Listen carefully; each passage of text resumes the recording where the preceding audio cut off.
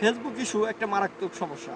আমরা যারা ফেসবুক ব্যবহার করি প্রতিনিয়ত আমরা এই সমস্যার শিকার হই। তো চলুন জেনে নিন কী কী কারণে আপনার ফেসবুকে এই রিপোর্ট সমস্যা আসে বা এই ইস্যু সমস্যা আসে।